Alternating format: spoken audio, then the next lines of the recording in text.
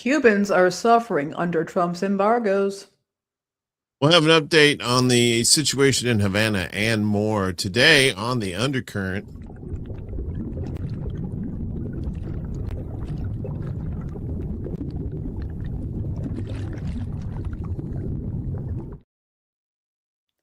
Greetings and salutations from under the sea. Ooh, under the sea. Under the sea. We got people here.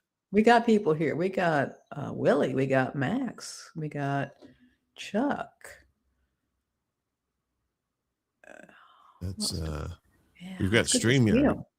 We got StreamYard. Yeah, we do. Yeah. StreamYard's here. Hey, StreamYard. Hi, everybody. I'm StreamYard. Good to see everybody. Oh, you got a new computer. Really got a new computer. And I got a new computer. It's all very exciting. Yeah, my old computer could not handle and could not handle StreamYard, could not handle much anymore. It's too hot. This news is just too hot. Too hot. That. Yeah. Well, I mean, when you can do it, it's great. When you can update the old system, prices these days are pretty up there too. Well, I was fortunate. I'm a Mac girl, and Mac does tend to hold for a fairly long amount of time, and so that was great. But it was first time in a long time that I've gotten a new computer, so it was pretty exciting. Hey, Variant. Good to see you. Good to see you. Hope you're doing well this morning, dear. Yeah, I swing both ways. I can do. I was on Mac for a while, and then I went back to Windows. So the only thing is with Windows is it's easier to change out parts. The bad news is the prices of those parts are still pretty high anyway. So yeah, it's either way, it's they got us there with the pricing. So I hope you're not having too many problems out there in computer land with your rigs, because Mac is very proprietary. You can't just go out and buy a new motherboard for Mac unless you're buying it from Mac, that sort of thing. So and then you also you have these security issues like with Windows 11. You've been hearing a lot of complaints about Windows 11 too. I refuse to get Windows 11. I'm stuck at 10. It says, oh, you don't have the hardware to update to Windows 11 anyway, and I'm like, oh, well, isn't that a shame? That is just too bad that I can't upgrade to your garbage operating system. I mean, you're wonderful, highly advanced. Yeah. Been hearing a lot of security things about that too. So I'll be staying on 10 for the foreseeable future. So it's better safe than sorry, right? Oh, indeed. I'm just, as I said, working as an editor, working with text, you don't need a really advanced system or a really new system. But since we're moving into the video stuff, got to have that kind of power. That's right. And it helps to have it. It's better if you can future proof it. I always tell people go for it because you never know what the future holds. You may end up having to pay a whole hell of a lot of money that you will not have. Hey, P-Stuff. What's up, P-Stuff? Good to see you. Good morning to you. All right, I guess we got news and stuff to get to. Yeah, a little bit. What are we doing? Okay. I always do something for a certain while on one system, and then I'm like, what? I'm doing on here? Okay. Hey, back in my day. I guess there is a big twist on the old Charlie Kirk motion. I almost said motion picture there on the movie there, but it feels like a movie the way this is playing out, right? So, wait a minute, I got to do this. Is our current our Riptide ripped straight from the headlines. Bling bling. We should get that sound effect for this. The one. So big twist in Charlie Kirk murder trial. Bullet used to kill him did not match Tyler Robinson's rifle. claims court filings. Dun, dun, dun. They kind of look the same a little bit. They do. What if he shot at himself from like another dimension? Well, that was that whole thing with Candace Owens saying that he was a time traveler or something. Yeah. And then that plane that Yeah. disappeared too. Do you remember the plane that disappeared and had the orbs around him and stuff? What was that? The Malaysian flight? They said it got sucked up into something. I'm just saying, man. I'm not commenting on that. That's above my pay grade. For Cocoa Puffs theory before, but now, yeah, the whole thing here. I mean, it's tragic.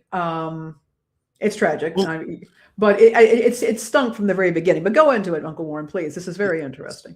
So this was a new court filing on Tuesday. Defense attorneys, that'd be yesterday. Defense attorneys for Tyler Robinson, the accused who allegedly killed conservative influencer Charlie Kirk, have claimed that the Bureau of Alcohol, Tobacco, Firearms, and Explosives, lovingly known as the ATF, the E doesn't get any love, sorry, was unable to match the bullet recovered during the autopsy to the rifle allegedly used by Robinson, stating that the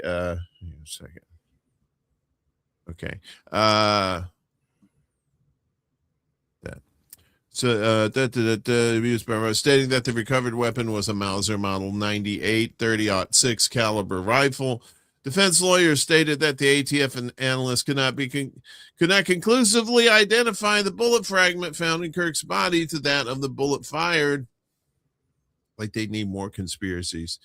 Robinson's legal team is using this finding to support his claim of innocence and has requested a 6-month delay to further review approximately 20,000 files of evidence. Despite the new court filing, prosecutors maintain that Robinson traveled 3 hours to the university to carry out the killing. Or did he? Or was it 3 seconds with time travel? He was later turned in by his father, who recognized the rifle in police-released images during the manhunt. The weapon had reportedly been gifted to Robinson by his grandfather. They have also submitted to the court alleged messages between Robinson and his roommate, Lance Twiggs, in which he discussed leaving the rifle behind and attempting to retrieve it. He also expressed concern about fingerprints and how to explain the missing weapon to his father.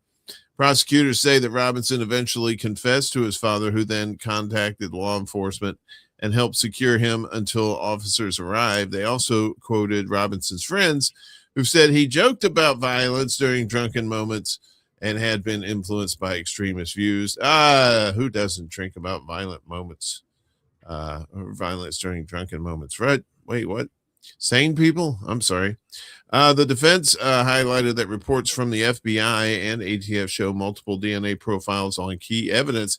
The defense pressed the court to ask prosecutors to present several categories of evidence, including forensic reports, social media data, testimony from officers, and statements from Robinson's family and roommate.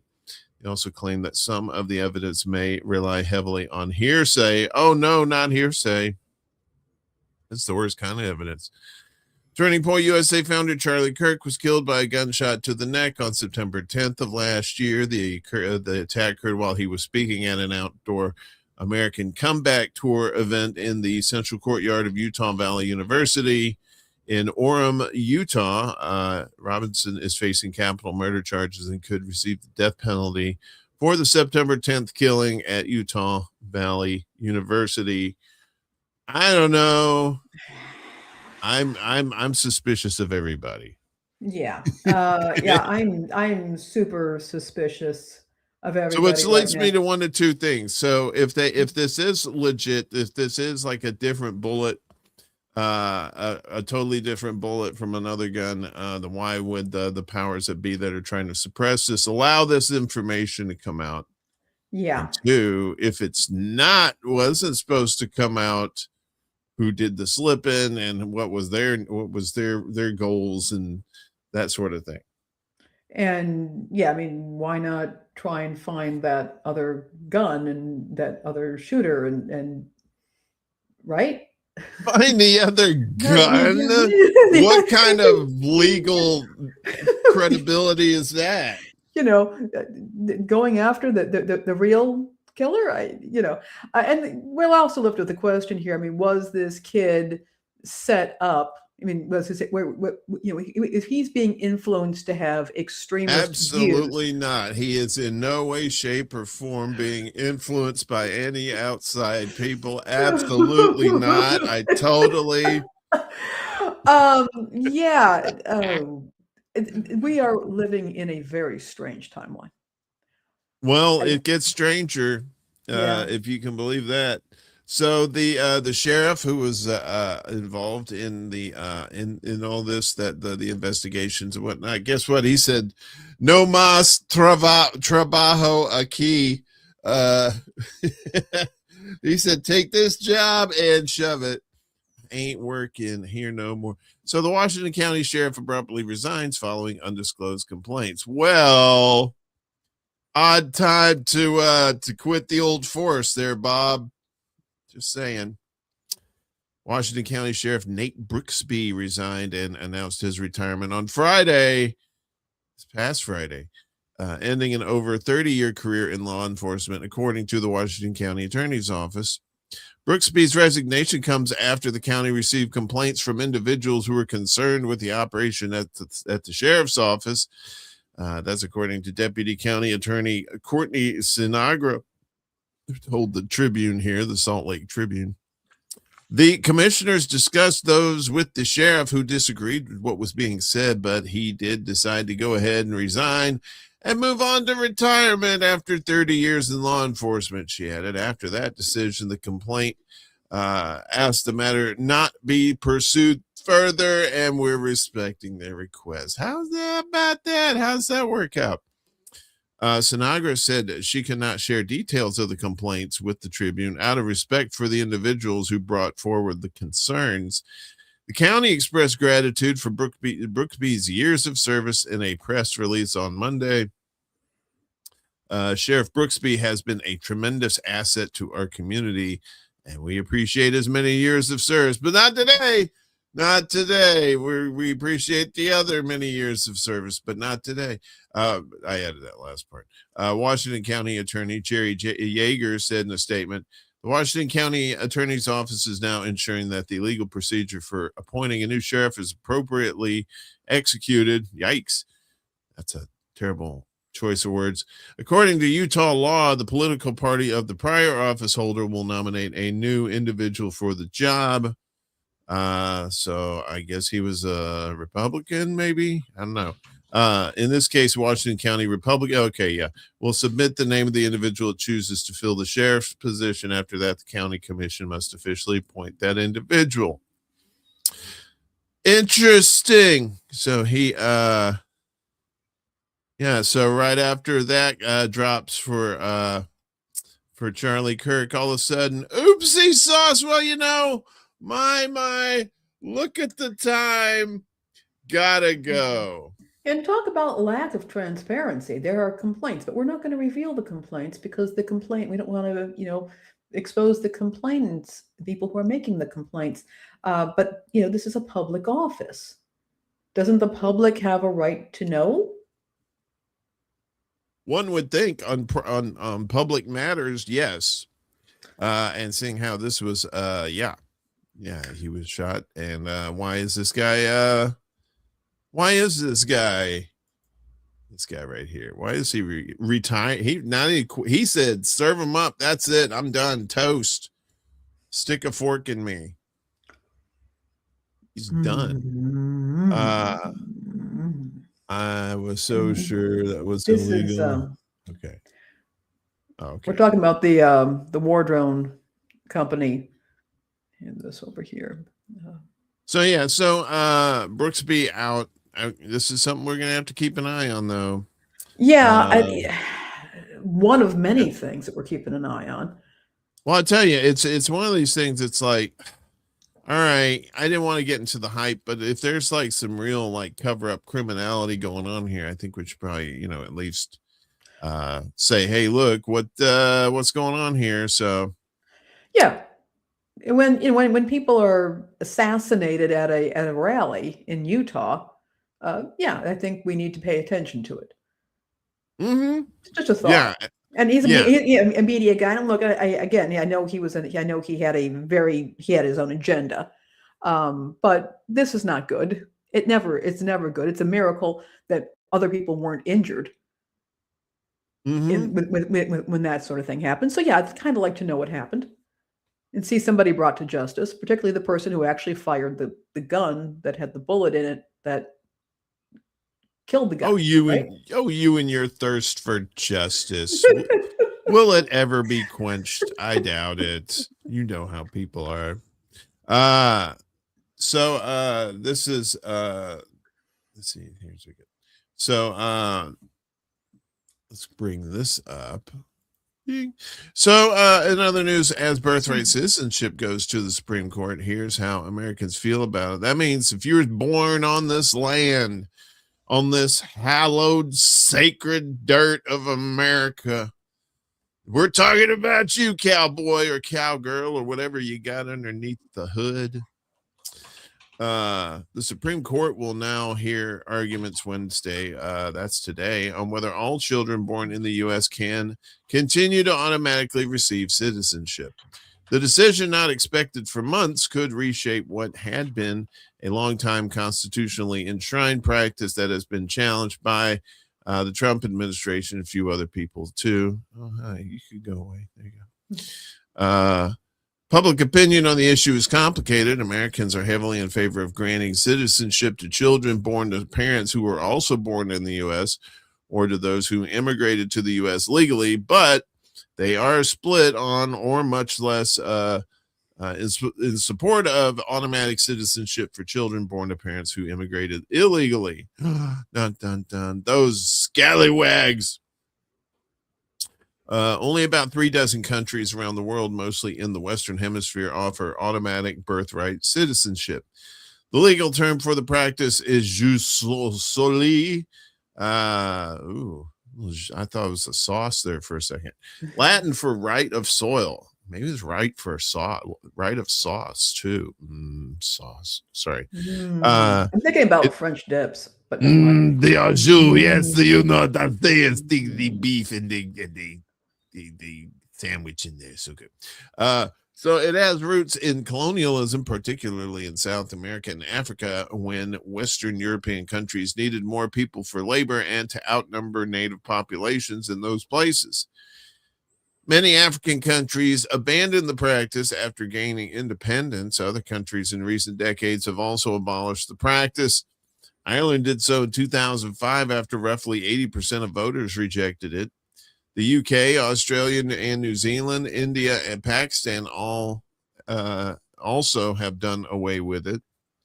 Many countries offer citizenship instead via jus sanguinis, or the right of blood.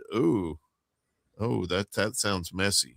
In other words, through familial lineage. Oh, okay. Well, that's not bad.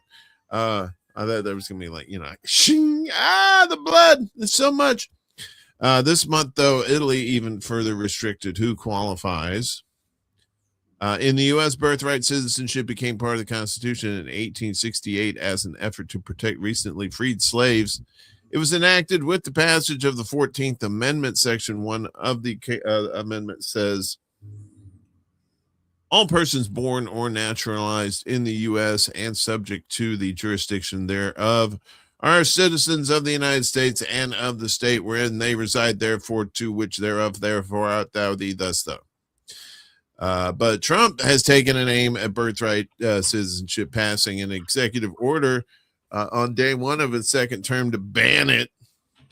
You can't ban that. It's just stupid. Aimed at immigrants who cross the border illegally, the Trump administration argues that the Constitution's clause is outdated and has been abused. Public opinion is nuanced on birthright citizenship and can depend on how pollsters ask the question. Yeah, of course. How does that question affect me politically? And then I'll answer it in such that way. When surveys ask about birthright citizenship in general, people largely say they are supportive.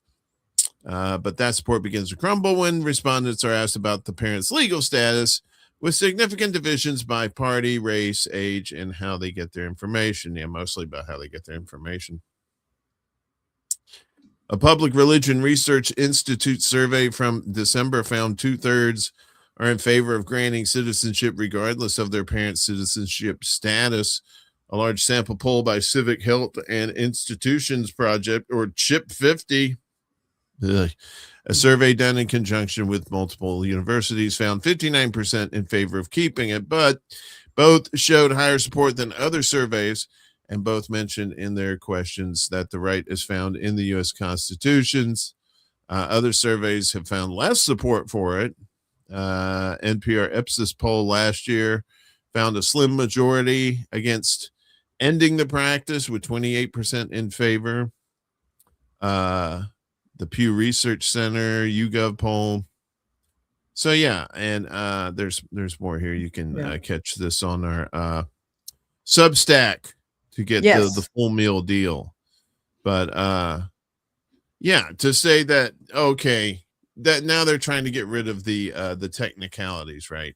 Yeah. Well, the idea that you're just going to sign an executive order and change the Constitution is mind-boggling, and it really shouldn't be mind-boggling. I need to adjust my thinking on this matter. Nothing that this man does should boggle my mind anymore.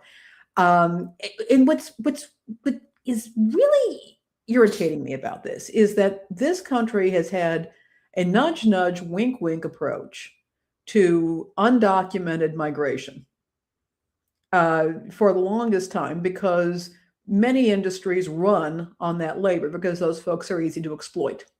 Mm-hmm. And, again, they could go after the employers, and that might actually make some significant changes, but they don't do that. They go after the individuals, and they treat them horribly because they're good. They're a good source of exploited labor, cheap labor, and they're easy to exploit for political purposes. Mm-hmm. You can direct hatred toward them. And of course, we've seen ICE just completely dismantle normal protections when it comes to law enforcement and civil confinement and that sort of thing.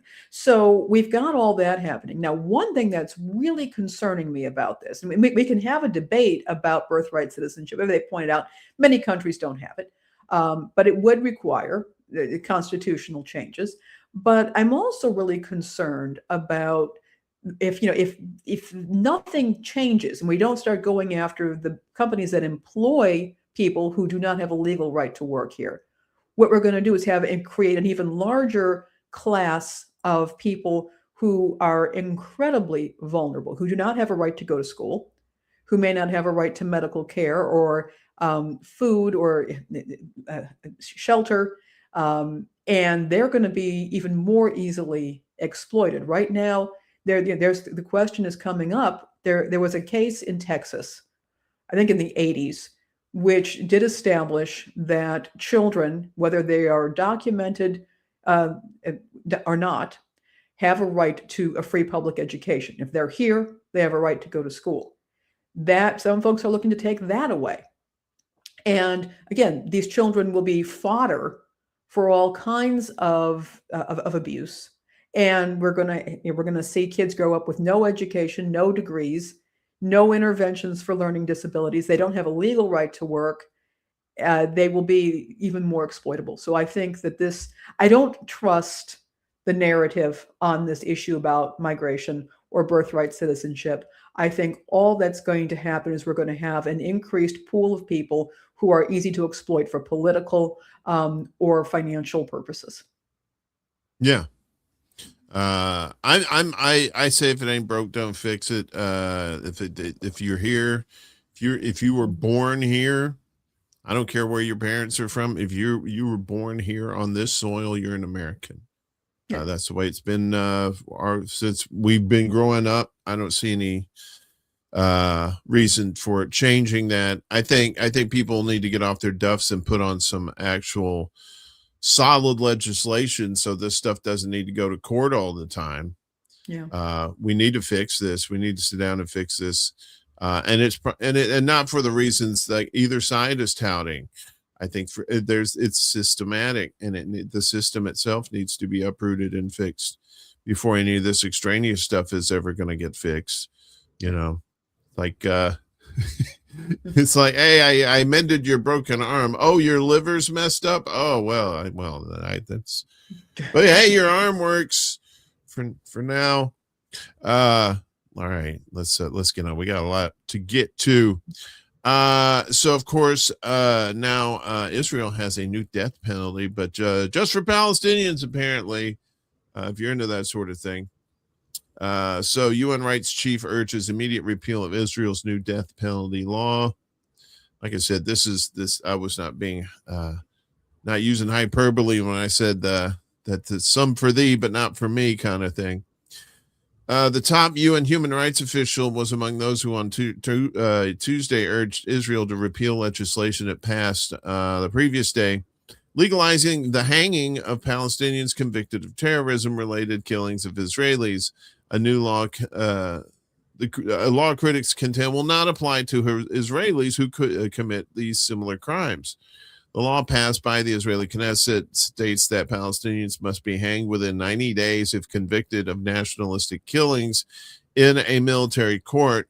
While the legislation does not allow pardons, it gives judges discretionary power when it comes to sentencing Israeli citizens convicted of similar crimes. And observers say it's highly unlikely that any Israeli would ever be hanged under the law.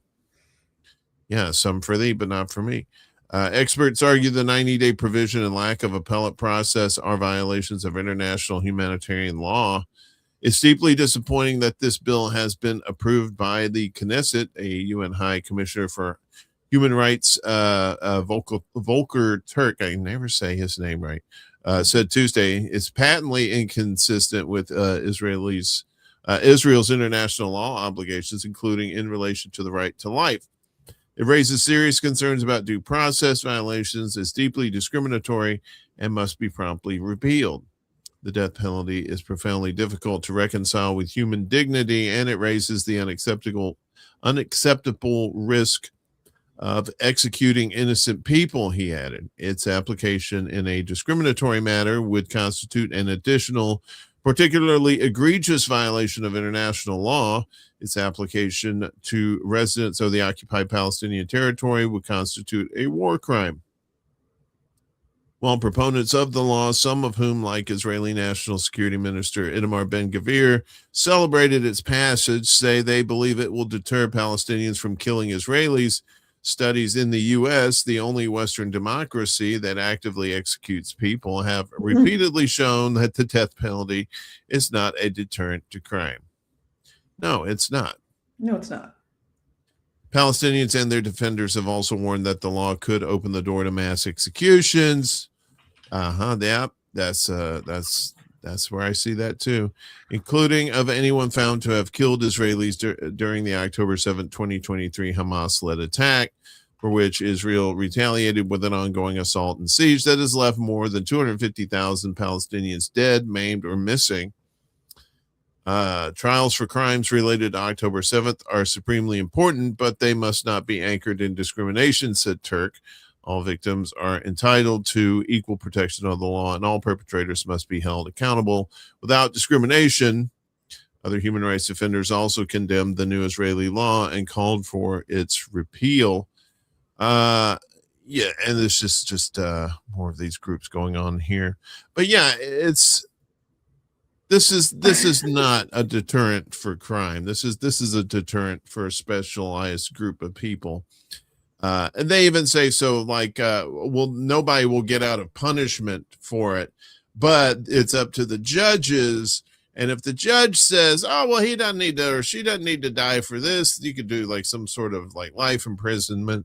Meanwhile, if it's a Palestinian, they could instantly serve them up for the death penalty. It just seems like it's another way of trying to get rid of people. It is a way of getting rid of people. First of all, if a person, the obvious thing, of course, is dead people don't appeal cases. Dead people do not speak to the media. They don't they don't inspire people to necessarily continue to try to get them out, try and get a retrial, try to do an appeal, try to get the word out there so that other people can investigate the case. When they're dead, they're dead. And that's, I think, fairly obvious. I would also say that if you have somebody who is engaging in nationalistic terrorism or religious terrorism of that sort, they're often very prepared to die in the process. And in fact, if they become a martyr for the cause, they're cool with that. So I don't see this stopping anybody who's hell bent on horrendous violence. And I also see this as a form of terrorism, psychological terrorism against the Palestinians. Hanging is a gruesome, gruesome death, and it's having people on the gallows is incredibly disturbing, and it's a public sort of thing. It is something that I think is just meant to scare Palestinians, and also because they're not going to have the right to appeal their case. It's a way to get rid of, as you pointed out, get rid of innocent people who haven't done anything, and to scare others into submission so they won't even attempt a peaceful protest. Come on, this is obvious. No, yeah, this is just I'm on board with this being another form of intimidation. Yeah, trying to keep these people in their place, as it were. This is not about public safety. No, and it never has been, really. It really hasn't.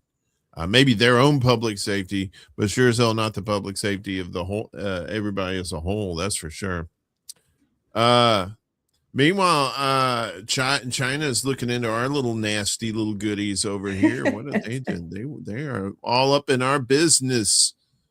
These Chinese, China opens probes into U.S. trading practices. There was some shenanigans recently with the stock market going up and down when a certain person said certain things in a certain way. Oh boy, how would they go up and down? And then they'd say like, we're going to snatch the leader of Venezuela. Maybe. And then people bet on it and stuff. Well, and before that too, you had Aunt Nancy over there just, this insider trading is so good. Oh, not as good as this wine though. Give me more. Mommy wants some more. Come on. Every drop. Mommy needs her sauce. China opens probe into U.S. trading practices. They're like, what the hell is going on over there, boys and girls? Look at him. He's even adjusting his coat. I want a piece of that action. China has launched a pair of investigations into U.S. trade practices in response to similar probes from the Trump administration, according to a spokesperson for China's Ministry of Commerce. Oh, you mean that more than one person can do probes? Cool. I know that. I thought it was me first, and then your turn. The first investigation will examine whether U.S. measures are disrupting global supply chains and carry a little thing called the war on Iran, hindering the trade of green products, although the ministry did not specifically define this category. The Ministry of Commerce said preliminary evidence indicated that the U.S. has installed practices that specifically harm Chinese industry. The ministry said these measures are prohibiting China-made goods, including green products, from entering the U.S. and also slowing down the deployment of new energy products and restricting cooperation on green technologies. Both investigations will be carried out over the next 6 months, with the ministry utilizing questionnaires, hearings, and on-site investigations to assess the impact of U.S. trade practices. They only needed 2 pages. One had a picture of a bomb on it, and the other one said boom. Those were the 2 pages. That's the trade practices. The spokesperson said the probes were a response to a pair of Section 301 trade investigations the U.S. launched into potential manufacturing overcapacity and forced labor regulations. Well, them too. China was one of the countries targeted in each probe. China's probes come ahead of a planned meeting between China President Xi Jinping and Trumpy, scheduled for May. White House Press Secretary Carolyn Leavitt confirmed Thursday the meetings will take place May 14th and May 15th in Beijing, live at the Civic Center. No. Sorry. It always has to be at the Civic Center. Xi and Trump met in October to iron out the details of a trade war truce. The two had countries engaged in a back and forth trade spat. They said spat for much of last year that led to escalating tariffs from both sides. However, the terms agreed to then were largely based on tariffs Trump installed using the International Emergency Broadcast System. Oh, I'm sorry.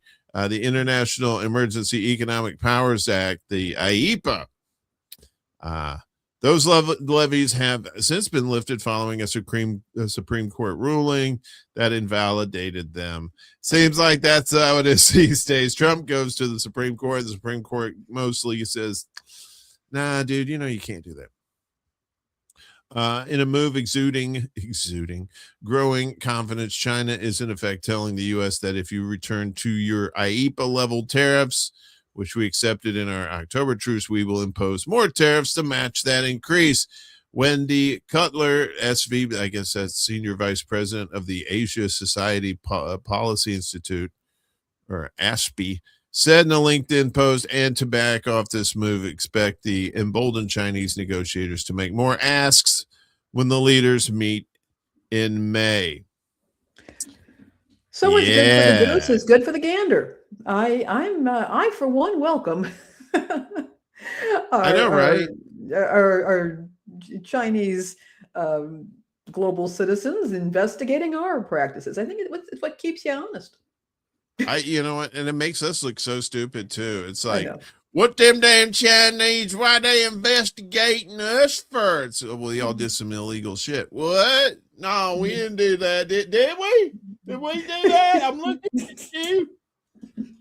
Yeah, we did that. Oh shit! When did we?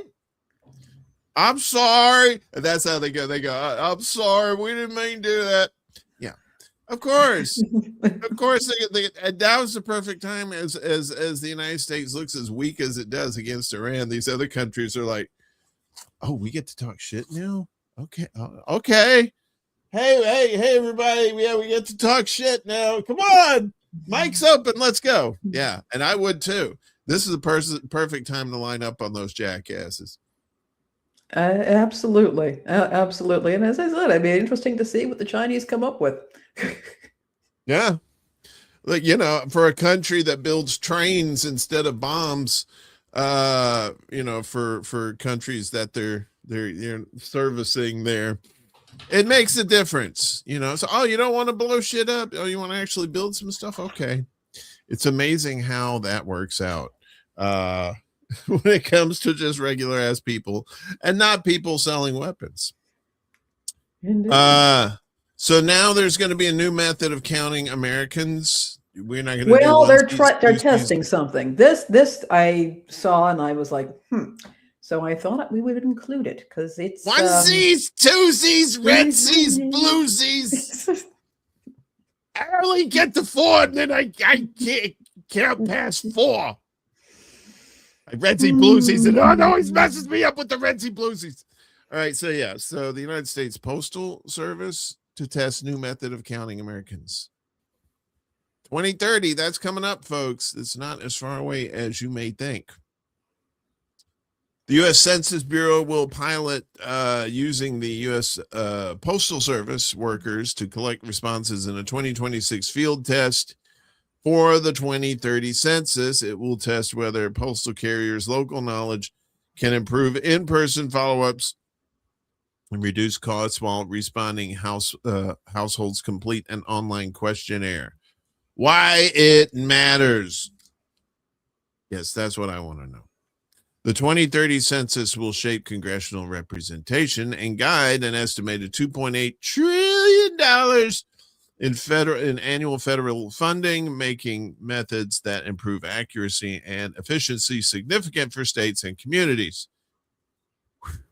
The idea of having postal carriers conduct in-person census interviews has been considered for some time. Supporters argue it would make use of an existing workforce and draw on carriers' familiarity with the households on their routes, while concerns have been raised about potential cost and impact on postal workers themselves. To which they replied, oh, you want me to talk to regular ass people along my route? No, thank you. I know these people and their dogs. Oh, their dogs.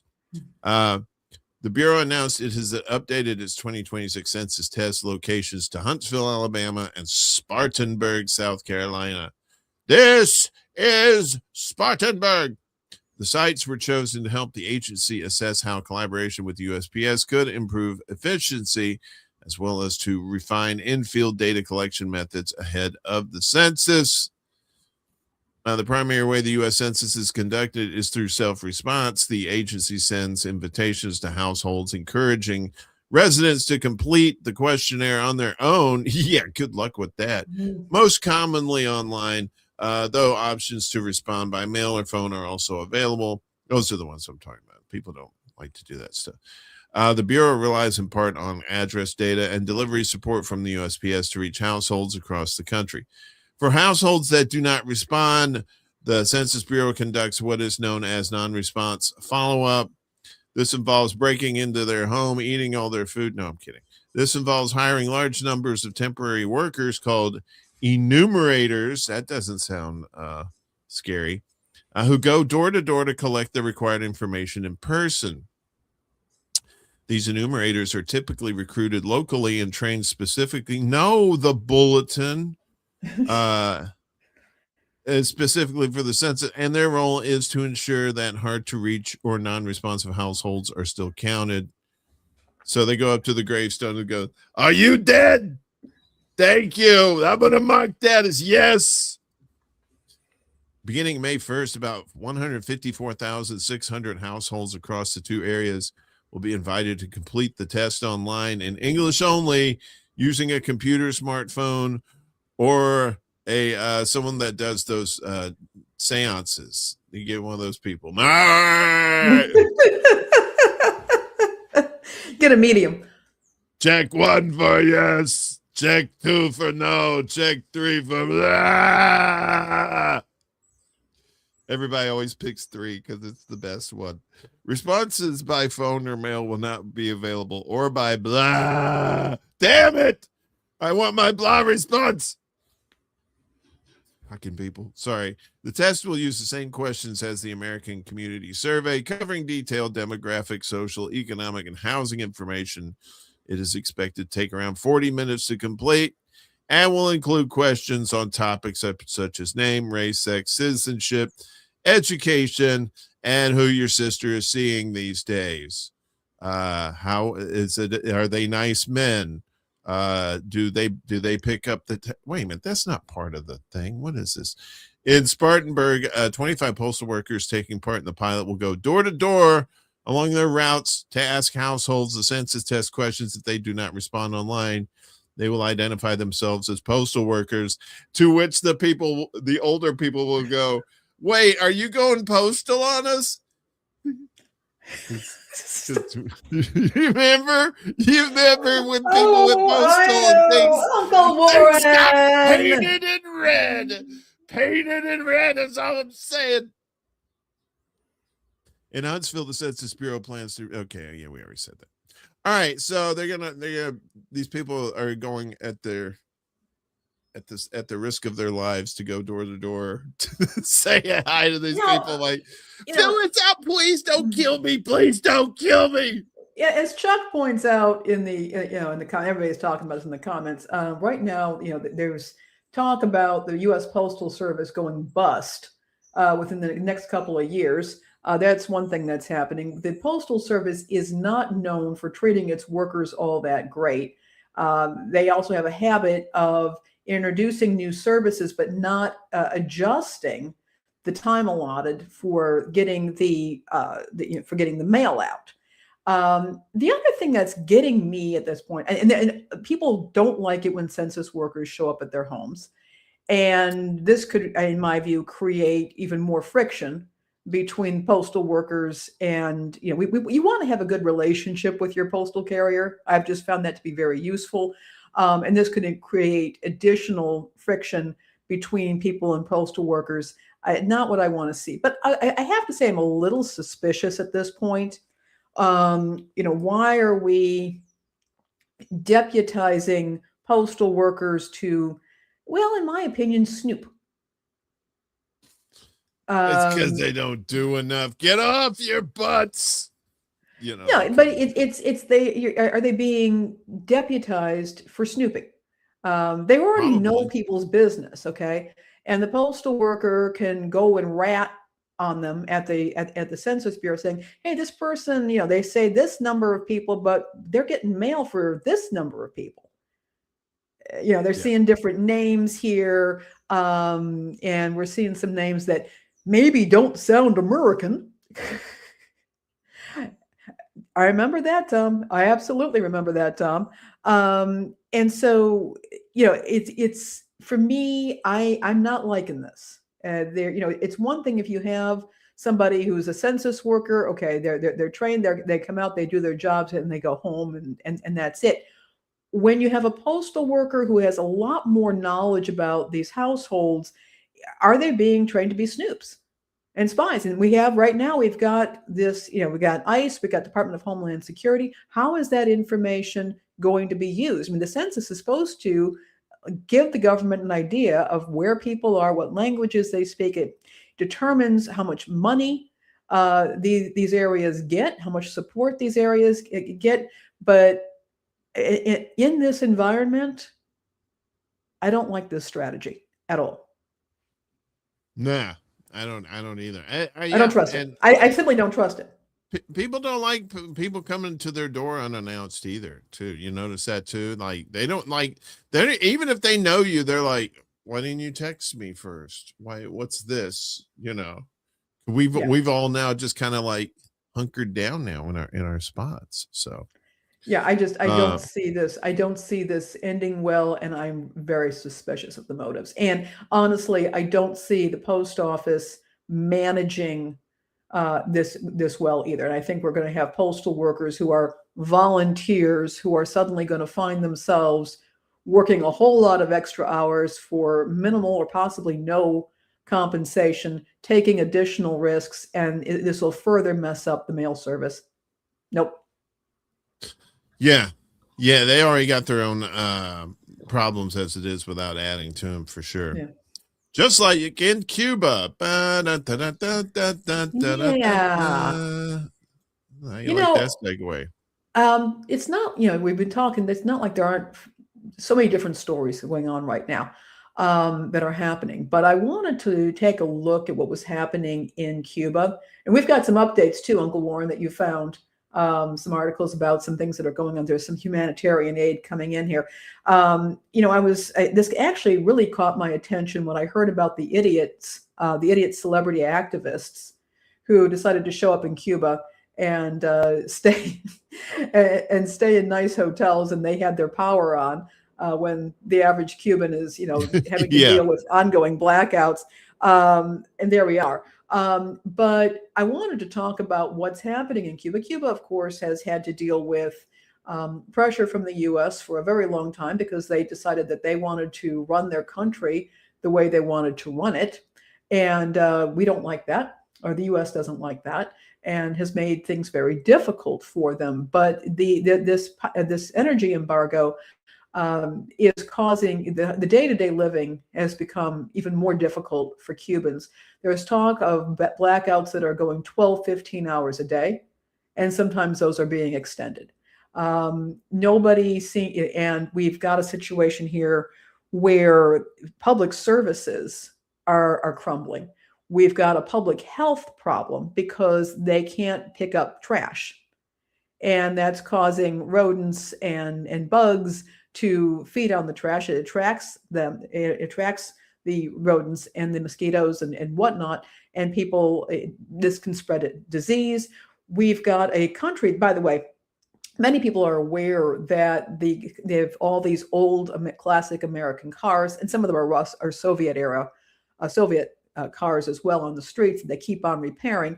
The government does not like the idea of private individuals having cars that much. They put a pretty strong tax levy on those cars, but they do invest in public transportation. Well, public transit is crumbling at this point. Schools are crumbling. The healthcare system is crumbling. And we've got the psychological warfare going on with not knowing when there's going to be power. And that is something that people, I think, don't realize. If you've never lived in a civil war situation, that not knowing when you're going to have power is very troubling. It's upsetting. And the people who manage to survive it are those who assume the power is going to be out and take any power as a gift. But they're wearing down, that this is wearing down the people of Cuba. And we've also got Donald Trump running around and threatening governments who want to help. So now he's telling other governments, not only is he trying to tell Cuba how they're supposed to run their affairs, he's telling other governments how to run their affairs. And the people of Cuba are suffering. And some of these people are not going to be able to come back from that. When people are sick, when you have sick children can't get to school, things aren't functioning. There's going to be things happening here that people are not going to be able to come back from. And I think that people ought to be aware of this, that this is interference, ongoing interference, and we're seeing it right now in a very intense form. And, again, Trump said, okay, you're not getting anything from Venezuela. He's saying you can't get anything from Mexico, but they have allowed a Russian tanker to get in with some oil, which could provide some relief for a little bit. We don't know how long. Yeah. This is bullying. This is full-on bullying. And again, making enemies or increasing animosity with countries that are very close to us geographically. In addition to our European allies who are extremely annoyed, now he's doing this, with Latin America, and basically saying, and so all he's doing is he's reinforcing China and Russia as potential saviors.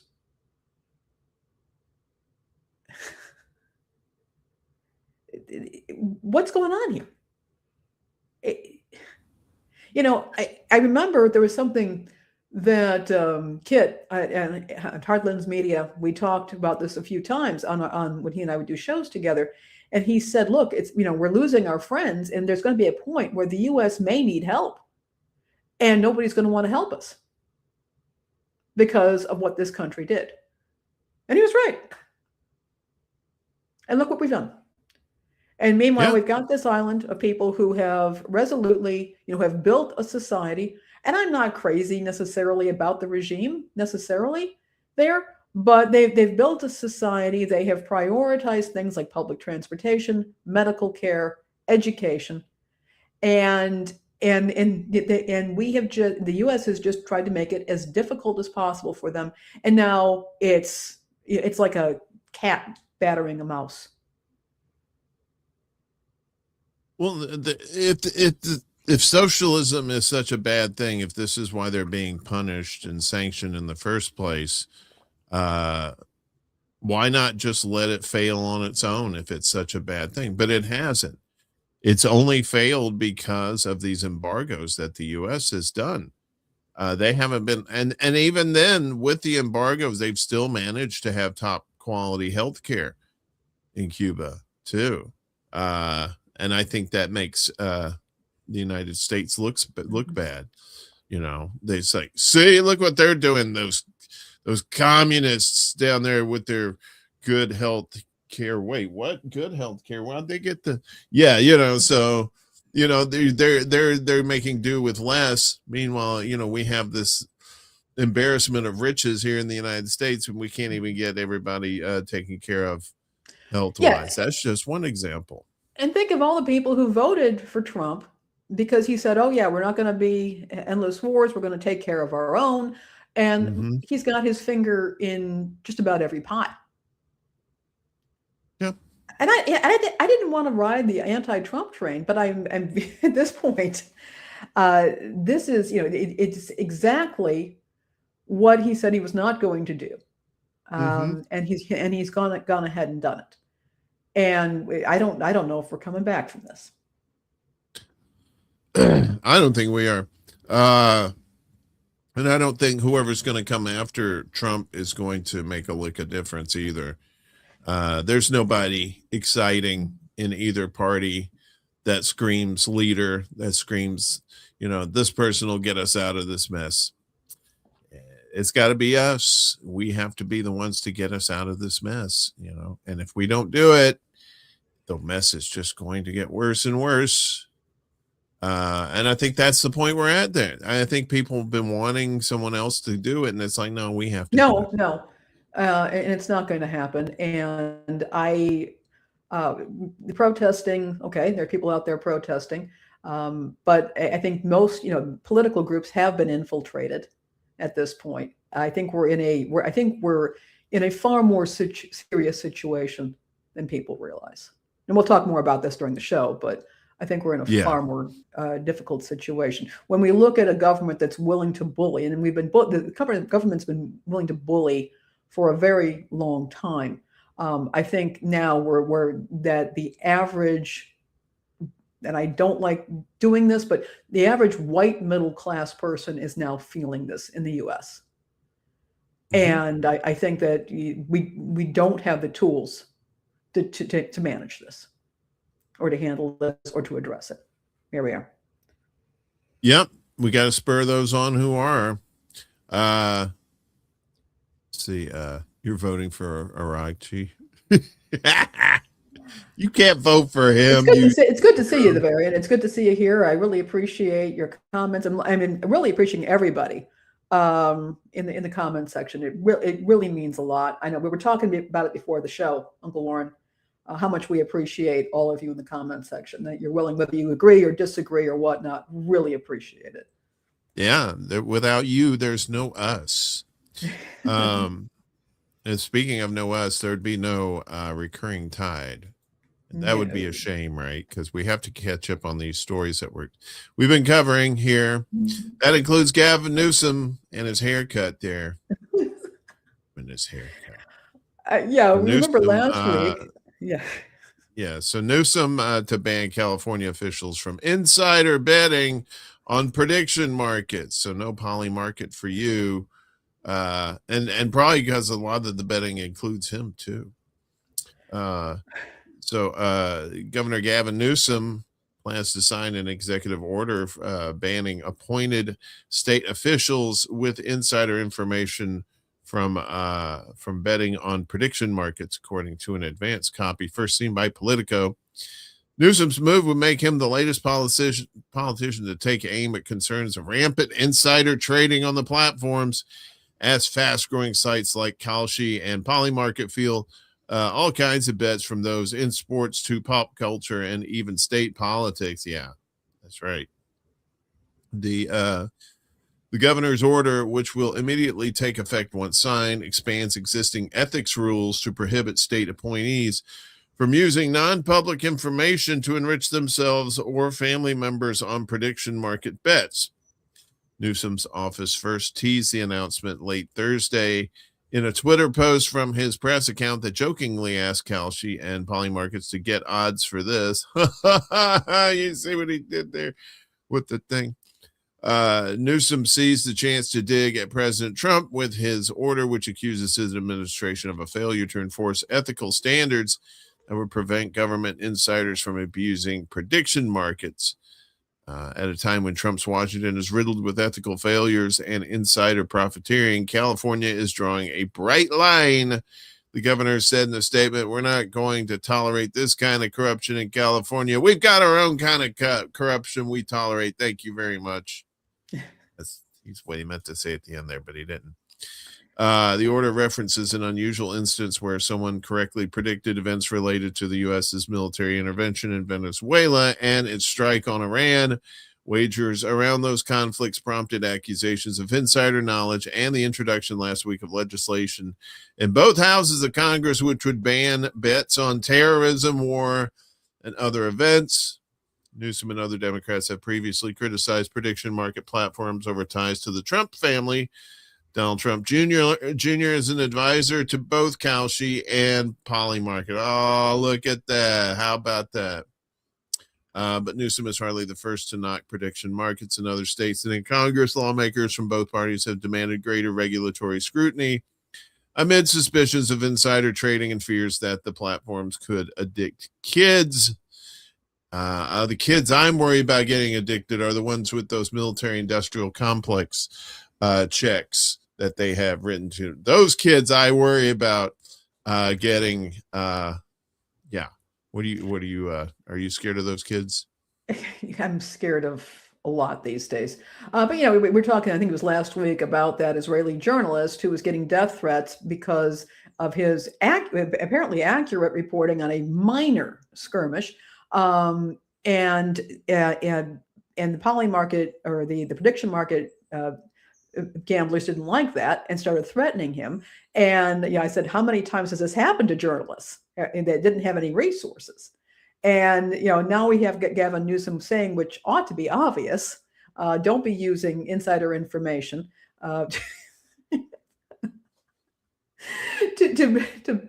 bet. I would even go so far as to say that if you are a government employee, you should not be able to bet in prediction markets.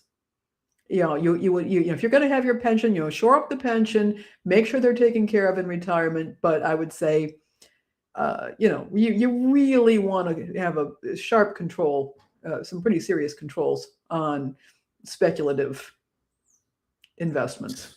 Well, yeah. And we joked about, drunk Aunt Nancy and making all kinds of money right before certain legislation goes into effect or doesn't go into effect. Is one example there. And she's not the only one by any stretch. That's the thing. How do you enforce it? Right? Because these people could just say, they could pass down some money to some off person or whatever, that's not really in the picture, and say, hey, do a little something for me here.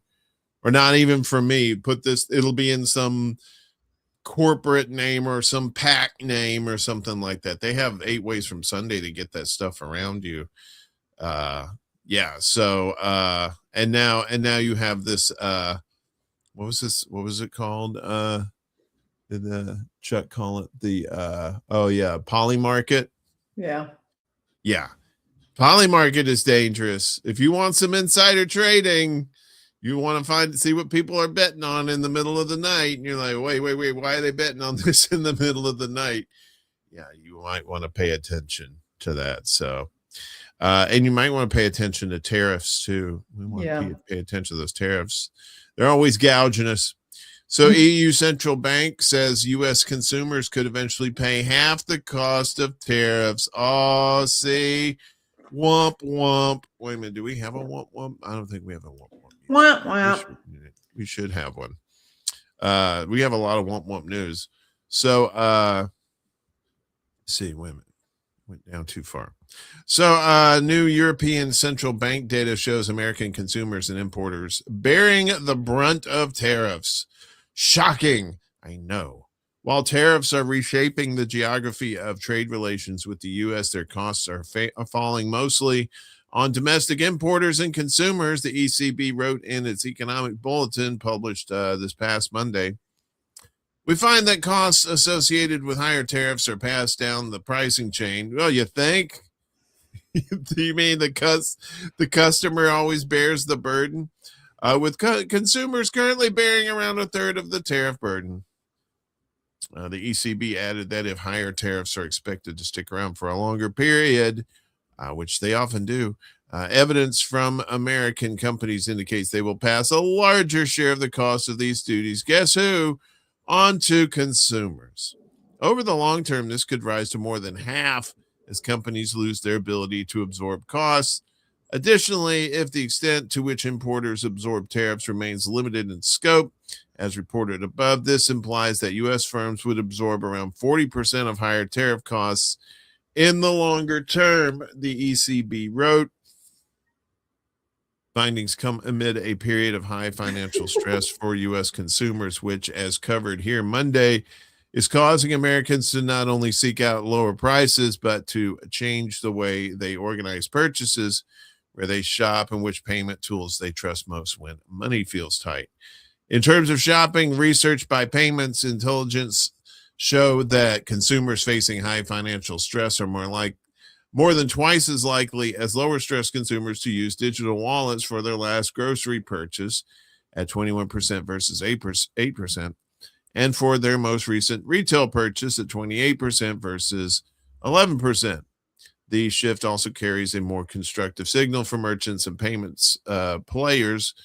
Payments added, consumers are still spending, they're just doing it more carefully. High-stress shoppers spent $109 on average at their last grocery trip and $111 on their last retail purchase versus $95 and $88 for low-stress consumers. The research suggests these households could be consolidating purchases, planning more deliberately, and using digital channels to get a better handle on costs, cut back on trips, and capture promotions. They also get more digital coupons that way, too. Mm-hmm. On the business side of things, additional payments intelligence research shows that exposure to international suppliers and the volatility of tariffs has become a dividing line in business performance, as covered here earlier this month. Companies with significant global sourcing report higher uncertainty, weaker margins, and more pronounced operational strain. 6 in 10 CFOs at those firms say the regulatory environment lacks predictability, compared with just 15% among firms that rely more heavily on domestic suppliers. So the buck being passed down to the consumer. Shocking. I know, right? Yeah, and happening at a time when people are financially stressed, people are losing their jobs. It's just awesome. Yeah, it is. It is. But I mean, at least we weren't forewarned by this. We weren't warned by Trump. We were lied to by Trump, saying, "Oh no, don't worry about it. This will all just come back, and we'll reap the rewards. You won't, but we will." So that's how that works. Yeah, and people are starting to find out, oh, well, these tariffs weren't a good idea. What else wasn't a good idea? Oh, this war? Oh, yeah, probably that too. And then it just snowballs as more and more people figure out how they got conned. And that's right. This is some interesting stuff here. Apple will hide your email address from apps and websites, but not the cops. The coppers are like, hand over your email address. I want to see it right now. Bring them over. Apple has provided federal agents with the real identities of at least 2 customers who used one of the company's privacy features designed to mask their email addresses from apps and websites. Somebody did not get, you had one job. Well, you had several jobs, but that was one of them. Hide My Email is a feature that allows paying Apple iCloud Plus customers, ooh, you paying for that too, and you're getting screwed, to generate anonymous email addresses that forward messages to a person's private email address. Apple says it does not read messages that are forwarded, but the court documents show that this email privacy feature will not prevent law enforcement from discovering who owns an anonymous iCloud address. According to court records seen by TechCrunch, that's this outfit here, the FBI requested records from Apple earlier this month as part of an investigation into an email allegedly threatening Alexis Wilkins, the girlfriend of FBI Director Kash Patel, who he himself has his own email problems to deal with, whose relationship with Patel has been widely reported. Honeypot. honey.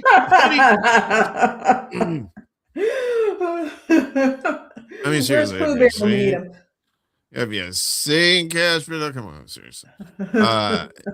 In response to a law enforcement request, Apple provided records indicating that the Hide My Email address is an anonymized email account associated with the target Apple account, reads the affidavit for the search warrant, which was first reported by 404 Media. Apple provided the account holder's full name and email address, as well as records for 134 anonymized email accounts created using Hide My Email. TechCrunch has seen a second search warrant in which Apple turned over information about another customer in response to a request from federal agents with Homeland Security investigations, a unit within ICE. The search warrant sought records from Apple during an investigation into an alleged identity fraud scheme. An HSI agent citing records received from Apple in January noted that the alleged fraudster had created several anonymized email addresses through Hide My Email across multiple Apple accounts. Tisk, tisk, tisk. Apple touts much of its iCloud service is end-to-end encrypted, meaning that nobody other than its customers can access their own data, not even Apple. But not all customer information is beyond law enforcement's reach, including information Apple stores about its customers, such as their names, where they live, and their billing information, as well as unencrypted information such as emails. The ability for law enforcement to access this information also underscores the privacy limitations of emails. The vast majority of emails sent, even today, are not encrypted and contain plain text information needed to route messages around the world. As such, demand for end-to-end encrypted messaging apps like Signal has ballooned in popularity in an effort to protect the private data from both surveillance and malicious hackers. Yeah, good luck with that. The spokesperson for Apple did not respond to a request for comment. Gee, I wonder why. Because they would have had to give out their email address, and well, that was. I just think it's important to remind everybody privacy is a thing of the past. Mm-hmm. It just is. Yeah, your privacy. You're not even private in the toilet. You don't even have privacy there. I've said too much. No, have you not heard about that, Uncle Warren? The smart toilets that are supposed to monitor your health? When there's a toilet that's smarter than me, I give up on technology. No, it should be no seriously. Nothing I want to get involved with, but I mean, yeah, it's supposed to, it collects what is in there, and then it. When the crap that knows equals MC squared, don't. So you can monitor your own health. Shitter. I don't want a smart shitter. That's no good. Is that the was it? No? Okay. Okay. Okay. Was this the one you were telling me we doubled up on? Yeah, but I think you removed it. I think you removed the other one out of the press pool, so that we're cool with that one. Okay, all right. So this one's cool. Okay, all right. Yeah, this one's all right. Cool. So let's get all right. So Trump womp womp. See that rhymes. Judge said no to pubcaster federal funding block. Pubcaster. That sounds like somebody opening a bar, doesn't it? Look at this guy. He's all cheery and nice. I don't like smiling people. That's just weird.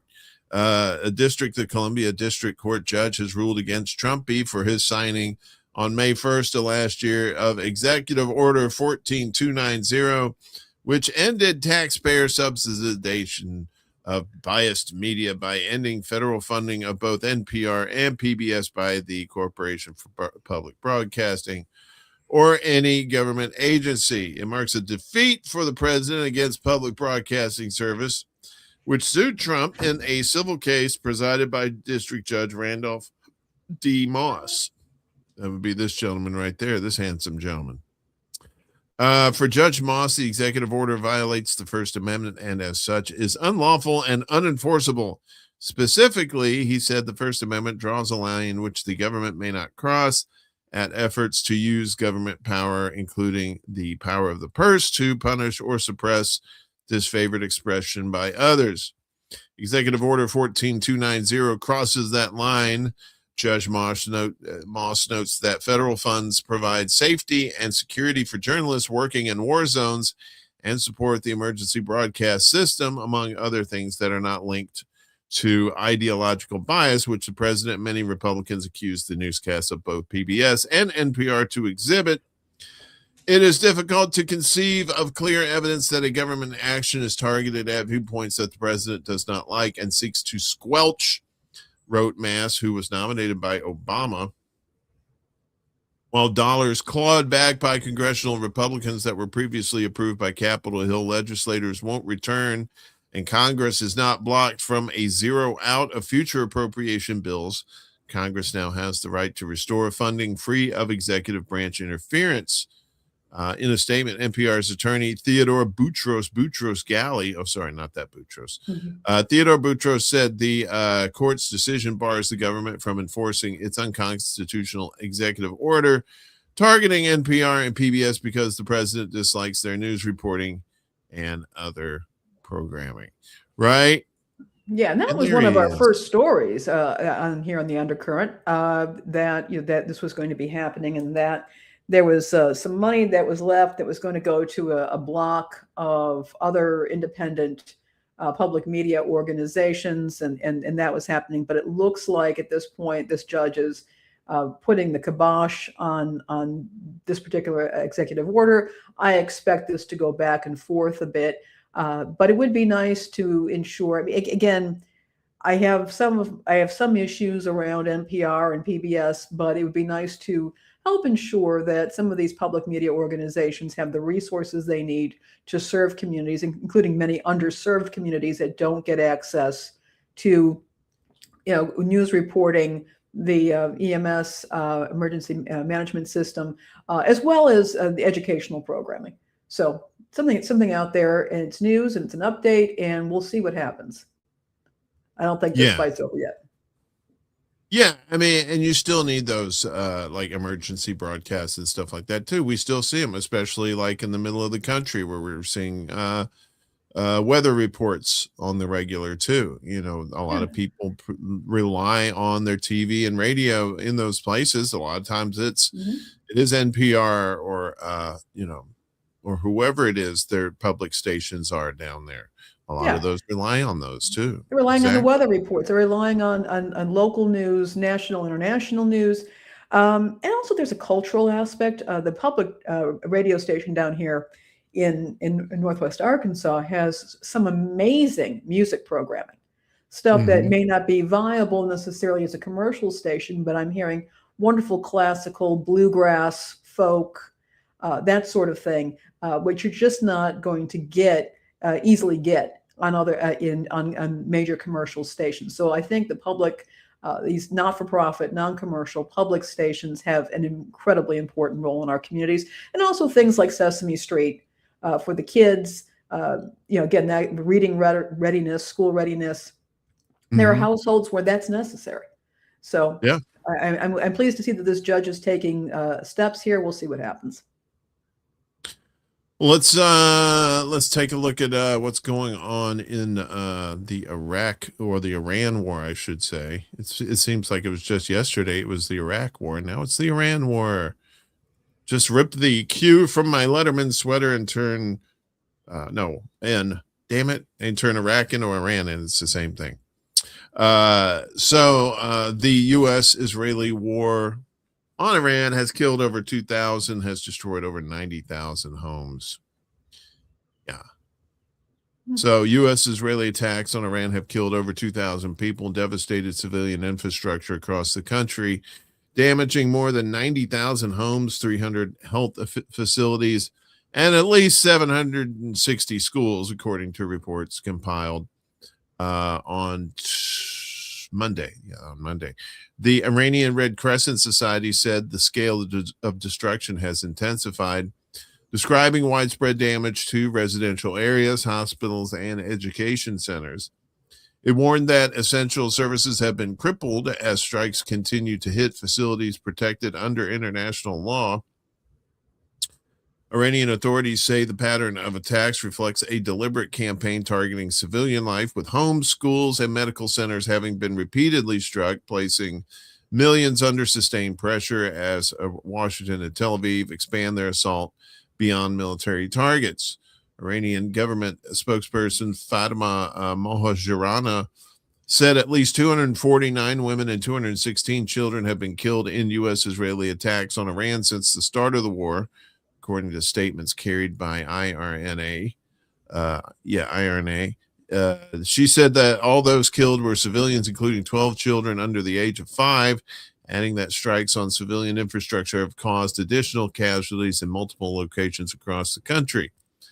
U.S. and Israeli attacks have also hit critical infrastructure, targeting energy facilities, desalination plants, banks, and industrial sites, disrupting daily life and economic activity. Iranian Foreign Minister Abbas Araghchi said a strike on a desalination plant cut water access for 30 villages, warning that attacking Iran's infrastructure is a dangerous move with grave consequences. The U.S. set this precedent, not Iran. In addition, strikes on oil depots, gas fields, and steel plants have forced production halts and caused environmental damage, with reports of oil leaking into urban areas. Despite the scale of destruction, Iranian institutions continue to function, with state services and the Red Crescent remaining active in rescue and relief operations. In retaliation for U.S.-Israeli attacks across its territory, Iran has launched missile and drone strikes targeting military, industrial, and energy sites in Israel and U.S.-linked sites and military bases across Gulf states, including the strikes on energy infrastructure. And they made one good point here too about the desalination plants. It's Iran is not the only country in that area that uses those desalination plants. A lot of the Gulf states do as well for their own drinking water. So if there's any attempt to destroy those facilities, they're kind of hurt. If the U.S. is doing it, they're kind of hurting their neighbors in the area for doing that. And they just fail to realize that Iran is the one they're in charge of the Strait of Hormuz. They're in charge of the security now of these Gulf states, and the U.S. is just a tourist now, just hanging out. Like, what do they do next? Yeah, this is endless destruction. And people have said, genocidal war, endless destruction, and to what end? It's just going to be another mess. Yeah. Every time we interfere, we leave a mess. If the U.S. was a house guest, we wouldn't be allowed anywhere, because nobody wants a house guest that leaves a mess behind. Yeah, and it depends on who's pulling the strings of these house guests too. It may not be just in the interest of the United States, it may be in other interests too, but it doesn't seem like those are getting satisfied either. And now, we were talking about betting on the war and all that stuff earlier. Now the Pentagon is saying no, none of that's occurring here, not us. Oops. Do that? Okay. So Pentagon denies that Hexas broker sought investment before the Iran war. Oh, you think? Water blue, sky wet. Wait a minute. What? That's not how that goes. U.S. Department of Defense has demanded the retraction of a newspaper report alleging that a broker for defense chief, Pete Hegseth, attempted to make a large investment in weapons companies in the run-up to the war on Iran. What? Why would I buy weapons for war? That doesn't make... Pentagon spokesman Sean Purnell demanded the immediate retraction on Monday after the Financial Times reported that a wealth manager for the defense secretary contacted BlackRock about making a multi-million-dollar investment in a defense-related fund in the weeks leading up to the war. Oh, I don't think that's allowed. I'm not sure. Hexas broker at Morgan Stanley ultimately did not go ahead with the investment in the exchange-traded fund, whose holdings include Lockheed Martin and Northrop Grumman, because it was not yet available for purchase at the time, the Financial Times reported, citing 3 unnamed sources. So they didn't go along with it because it was unethical. It's because it wasn't ready. This allegation is entirely false and fabricated.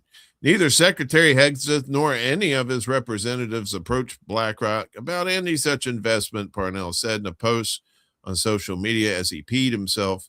This is yet another baseless, dishonest smear designed to mislead the public. Is it though? Hegseth and his department remains unwavering in their commitment to the highest standards of ethics and strict adherence to all applicable laws and regulations, Parnell mumbled. Al Jazeera cannot independently confirm the Financial Times report. We stand by our reporting and have included a Pentagon spokesperson's response in the article. A Financial Times spokesperson said the Defense Department did not immediately respond to a request for comment sent outside of usual business hours. BlackRock declined to comment. Morgan Stanley did not immediately respond to inquiries. The report comes amid scrutiny of well-timed trades in financial and prediction markets that have prompted speculations that figures with insider knowledge may be profiting off of U.S. President Trump's war plans. I'm going to say they are. Just a little shot in the dark there. While the Financial Times reported that the attempted investment by Hegseth's broker did not go ahead, the defense chief would not have made money on such a purchase in the months since the war began. While the iShares Defense Industrial Actives ETF has risen more than 25% over the past year, it has fallen nearly 13% since the U.S. and Israel launched strikes on Iran on February 28th. I don't know what any of that stuff means. That iShares business. I have no idea what that shit is. But I wouldn't be surprised if people were doing a little, I can make a little coin on the side. Yeah. Death, doom, and destruction and profits. Oh, that sounds very Ferengi. Yeah, so apparently garbage bag hoarding is the thing now. Have you stocked up on your garbage bags? I actually did. I get my garbage bags from Sam's Club, so I buy the huge boxes of them. Well, that's a good thing, because prolonged Middle East crisis sparks garbage bag hoarding. You can read Korean. This is for you. Can't? Well, sorry. Already passed it anyway. Consumers in South Korea are stockpiling garbage bags as prolonged Middle East tensions continue to disrupt the local crude oil and naphtha supply, raising concerns over potential shortages of plastic and vinyl products, industry sources said on Monday. Major discount and convenience store chains have reported a surge in garbage bag sales and began limiting per-person purchases amid the spike in demand. How dare you buy up all our plastics? The supply concerns come with disruptions in the domestic supply. A key feedstock widely used in petrochemical and other industries, that's the naphtha, according to the U.S. and Israeli airstrikes, or following U.S. and Israeli airstrikes on Iran. Under South Korea's volume-based waste fee system, households are required to use district designated plastic bags for general and food waste. The bags are sold at convenience stores, supermarkets, and other neighborhood shops. E-Mart, a leading discount store chain under retail giant Shinsegae, reported a 287% on-year increase in garbage bag sales between March 22nd and this past Sunday, while Lot Mart saw a 140% rise from March 23rd to Saturday. GS25, a convenience store chain operated by GS Group, posted a 325% jump in garbage bag sales. To curb panic buying and manage inventories, many retailers have begun limiting purchases of standard volume-based garbage bags. Home Plus, for example, has issued guidelines to its stores restricting purchases to one bundle per person. And at the same time, concerns are also rising over potential shortages of plastic containers and packaging materials. Fried chicken chains, coffee shops, and other delivery-focused businesses, which rely heavily on plastic containers and cups, are reporting rising costs. A disposable cup manufacturer has raised the possibility of price hikes and production costs, an official from Idia Coffee said. Genesis Barbecue Group, which operates the barbecue chicken franchise, recently held a meeting with franchisees, warning that rising oil prices could increase overall costs, including those for plastic shopping bags, aluminum containers, and logistics. While there are no immediate supply issues with our current inventory, there is a high likelihood of price increases, a chicken franchise official said. If the situation persists, the burden could eventually shift to franchise owners. And what I understand is, why don't they shift to like hemp-based products? So you can do containers and stuff like that with hemp-based stuff. Why don't they do that? Well, you're going to have to source new material. I mean, I'm all about it, but you would have to source new materials and different setups. It's going to take time to do that. I mean, this is one way, I guess, to deal with the microplastics problem. But I mean, again, it's just, war is not just about things going boom and bang. They're also about, shortages and things that can really disrupt all kinds of industries. Yeah, they forget about the supply chain shortages. It's not just oil. Yeah, it's other stuff too. Yeah, it's other stuff, and of course or even transporting the other stuff, but it's all kinds of things. And if those of us who remember back during the pandemic, when we had those, the toilet paper shortage, that was good times. Mm-hmm. Yeah. Yeah, well, and that ship too that was caught in the, what was it, in the what was it, the Suez? The Suez Canal. I think it was the Evergreen. Yeah. Yeah, the Evergreen. Yeah, that was blocking shipping from getting in and out of there. We don't realize that until it does show up or doesn't show up at our houses, and then we're like, wait, what? Yeah. Oh wait, we were told about this. No, we weren't. Yeah, we were. Shut up. But yeah, so if you're gonna see prices going up, you're gonna see shortages of things too. Yeah, the Everstuck. Yeah, that's what it was. That's what's happening, and it's now it's starting to affect everybody. So if you're still on one side of a fence or not, you should probably get rid of that fence. It's not doing you any good. We had spoken earlier about the FCC, I believe. Yeah, this is basically what's happening. We can read the story, but we're looking at a situation where people in this administration are saying the quiet part out loud. They're not even pretending anymore. Yeah, I mean, and that's hardly news at all either these days. It's like, what are they doing? So FCC Chair Brendan Carr on Friday said at the Conservative Political Action Conference, that's CPAC, that Trump is winning his feud against the fake news media. Carr told the audience that other politicians gave way to the legacy national media, unlike Trump, who the FCC chief said smashed their facade. President Trump took on the fake news media, and Trump is winning, he continued. Look at the results so far. PBS defunded, NPR defunded, Joy Reid gone from MSNBC, sleepy-eyed Chuck Todd gone, Jim Acosta gone, John Dickerson gone, Stephen Colbert is leaving, CBS is under new ownership, and soon enough CNS is going to have new ownership as well. Gee, I wonder who owns them. Yes.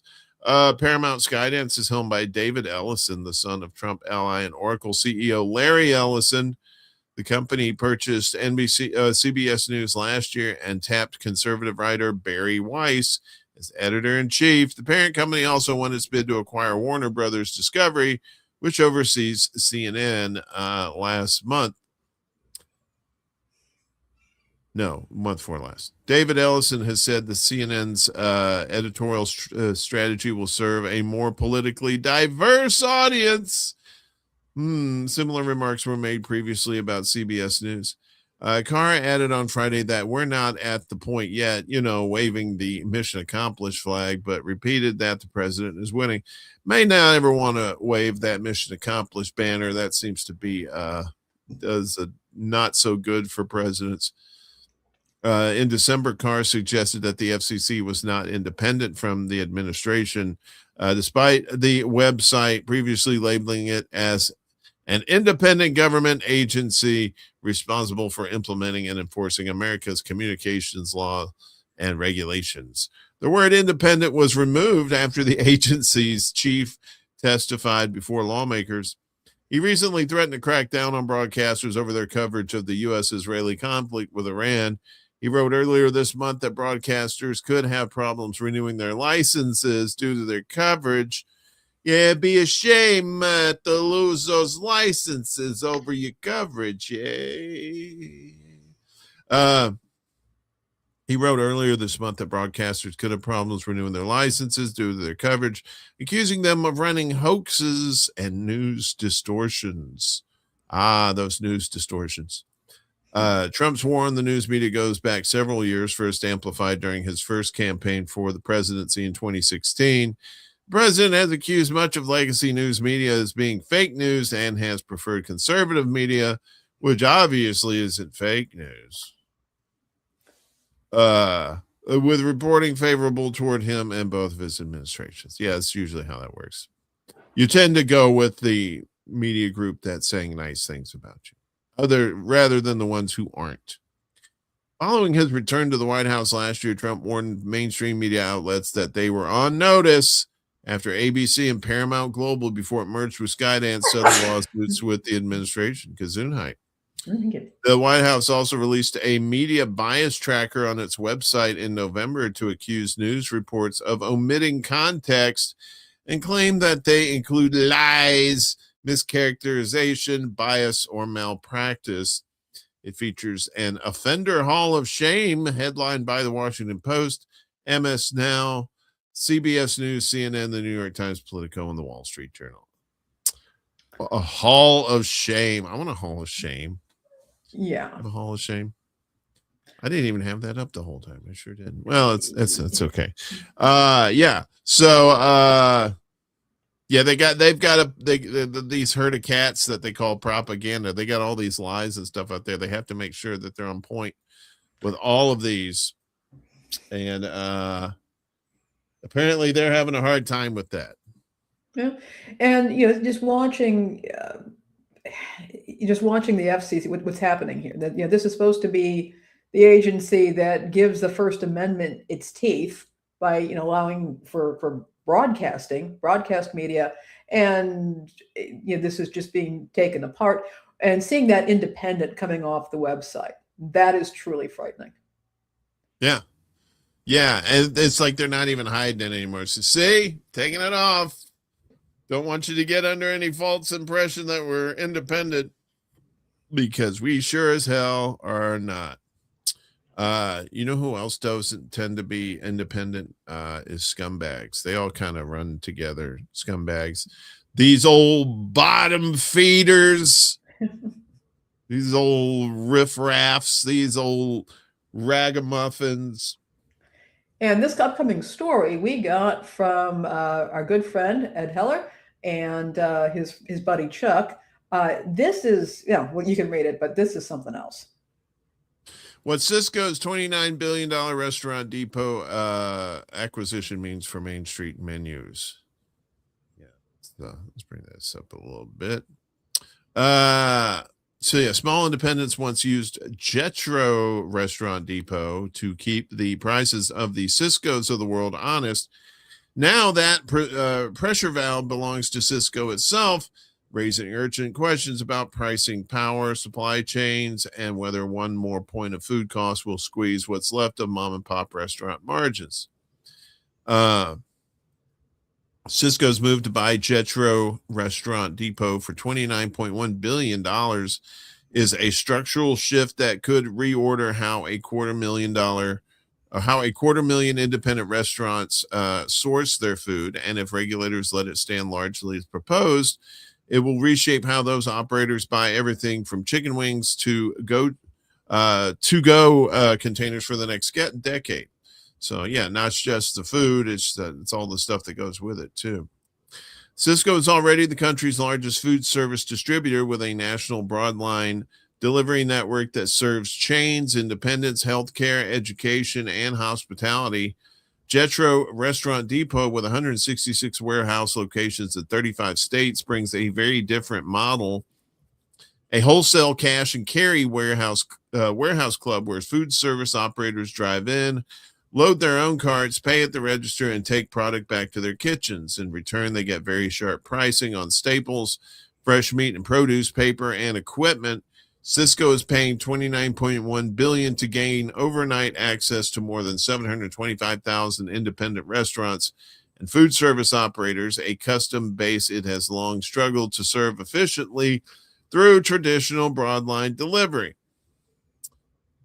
Jetro Restaurant Depot has grown into a national network that focuses on price-sensitive independents, keeping costs low by skipping the last-mile delivery that adds roughly a third to logistics costs in traditional distribution. 3 decades ago, when Jetro Cash and Carry folded Restaurant Depot into its business, it was a wholesaler buying another wholesale, and for small operators, the impact was largely positive. Jetro Restaurant Depot doubled down on being the low-price, no-frills alternative to the large delivery distributors like Cisco until you get bought up, giving independents a vital cash and carry counterweight. That earlier deal created a stronger challenger in the value segment. Cisco's acquisition does the opposite. This time, the dominant full-service distributor isn't being challenged by Jetro Restaurant Depot. It's absorbing it, turning what once functioned as a pricing check into a more profit engine inside the same corporate machine. Yeah, so they basically just bought this. I know this firsthand. Back in the 70s, I was a young food sales rep selling canned ham to Jetro Cash and Carry. And I can tell you from personal experience that their buyers were among the sharpest and toughest in the business. They knew their costs, they knew their customers, and they drove a hard bargain precisely because their entire value proposition rested on passing the lowest possible prices through to the independent operators who depended on them. That DNA never changed, which is exactly why this acquisition raises so many questions about what happens next. So Cisco is paying about $29.1 billion, around 14.6 times Restaurant Depot's operating income, to enter what it calls a higher margin, resilient cash and carry segment, and has promised investors the deal will show immediate gains to margin, EPS, and free cash flow. And there's more information there. So basically, they just bought up this thing that was keeping them in check. Yeah. And now they're not going to be in check anymore, at least not from that end, right? And we can see, a whole lot of independent restaurants, bars, cafes, who are going to be put out of business potentially by this. And that also eliminated, in addition to that being not a good thing, it also eliminates, third places in communities where people can come together and meet up and get acquainted with each other and talk. If we start seeing the restaurant industry slide into just absolute closures, which will happen in some areas, or being replaced with corporate chains, it's not good for communities. Mm-mm. Or anybody who wants. Yeah, no, it isn't, and it's really it's really disturbing. And they're right. Restaurant Depot. It's not like Sam's Club or BJ's or Costco, where anybody can get a membership. You have to qualify for that for that membership. And yeah, you can get some very good prices on that sort of thing at Restaurant Depot. And if that goes away, if we lose that resource, if communities lose the resource, it's not going to be good. It's not going to be good for communities. And I'm all about family. You put out family diners were the best. Just places they've talked about in the past. Diners were they're kind of a leveler. People, you could be sitting at a diner counter and you would have a CEO of the company there getting his coffee and some toast or whatnot, and you could be sitting next to a city worker who could be sitting next to a construction worker, and there could be a social worker over here. Anybody can sit at that diner counter, and there was something that really kind of was a great leveler in communities. People would get to know each other, get to know their staff, and this could be going away, because I don't think Restaurant Depot has another competitor like it. Yeah, and Cisco probably knows that too. Yeah. So here's another thing that could be affecting people around Easter time too. Yeah. So swipe fees could cost Easter shoppers almost $600 million. What are swipe fees? That is when you use your credit card and or a debit card, and they take a fee. And when you use your card, and that's something that it will get passed on eventually to the consumer, kind of like tariffs. Now, Mhm. something that's interesting, I guess, point out down here in Arkansas, there's several restaurant groups here who actually will state this on the receipts, that if you use a card, they have to charge you, but they charge you. They say this is not more than what we are charged. They just passed on the cost of using a card to the Mhm. customer, and that's made very clear. So a lot of people actually do pay in cash down here, but there are a lot of areas in the country where people don't pay in cash, or they're discouraged from paying in cash.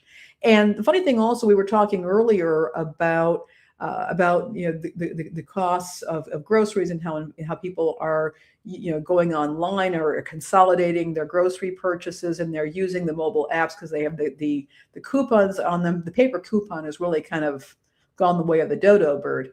And but the people who are using mobile apps and who are shopping online are doing it because they're trying to get the best deals. They're trying to comparison shop. They want to make sure they lock in a price. Now with digital shelf labels, they want to lock in that price. They want to make sure that they don't have a surprise when they get up to the cash register.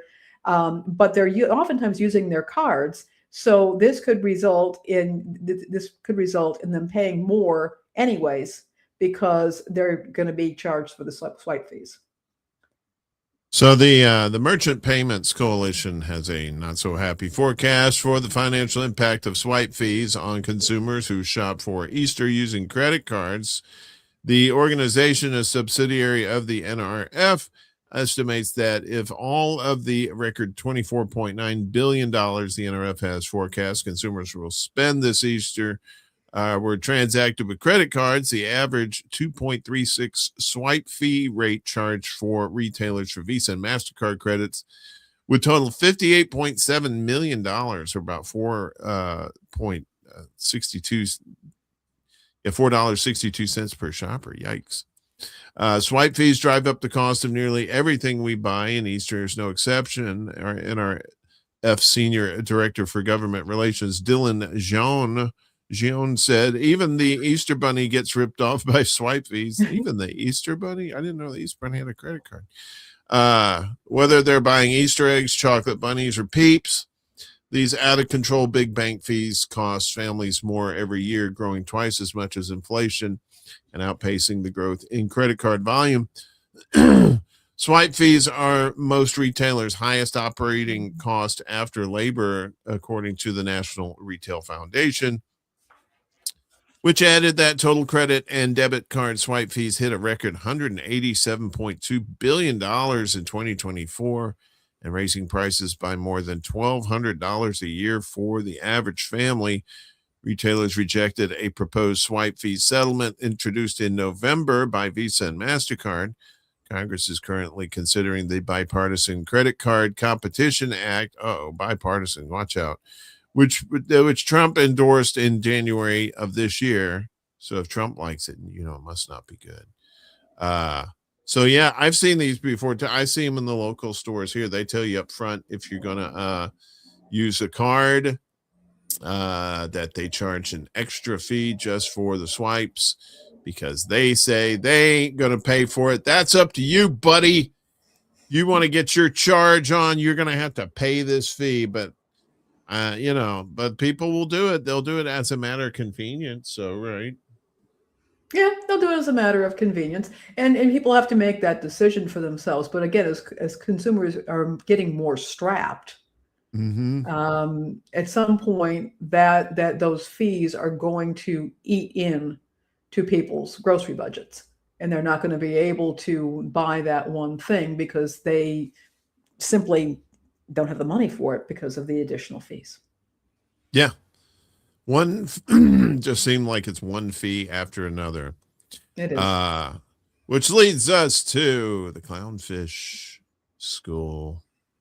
Yeah, so Kristi Noem having a rough time of it, removed as the secretary for the Department of Homeland Security. She got put on something called the Shield of the Americas. That I'm pretty sure she wasn't too thrilled about that. Now, Christy Nome blindsided by cross-dressing husband who put her at risk for blackmail. That's not him. Ousted Homeland Security Secretary Christy Noem was blindsided by a report alleging that her husband had been posting photos of himself cross-dressing online. Oh, okay. National security experts said that Byron Noem's alleged activities could have put his wife at risk while she served in President Donald Trump's cabinet, according to a bombshell Daily Mail report published Tuesday. Christy Nome, who was fired earlier this month by Trump, is said to be devastated by the report, which detailed how the alleged actions of her husband of more than 30 years left her vulnerable to blackmail, according to the Mail. Laws, yes. Well, she probably should have talked to her buddy Kash Patel, who just got like all his stuff leaked. The newspaper obtained compromising photographs of Christy Nome's insurance mogul husband, allegedly shared online with strangers while she served as Homeland Security chief, where she carried out Trump's sweeping anti-immigration operation. The family was blindsided by this, and they asked for privacy and prayers at this time. Christy Nome's representatives reacted in a statement to the New York Post. Oh, you mean like those people that wanted prayers for what? They for her privacy. Don't you pray for her privacy? What's looking at? She's got a thumbs up, and he's got a stinky face. National security experts told the outlet that the photographs could have been intercepted by hostile intelligence services. Ooh. The Daily Mail on Tuesday published images suggesting that Byron Nome engaged in a bimbofication fetish and reported that he sent tens of thousands of dollars along with photos of him seeking a Barbie doll-like appearance to various female models online. In one image, the 56-year-old is wearing pink hot pants, and who doesn't at this stage, and a skin-toned spandex top stuffed with balloons to resemble comically large breasts. Comically large breasts, don't mind if I do.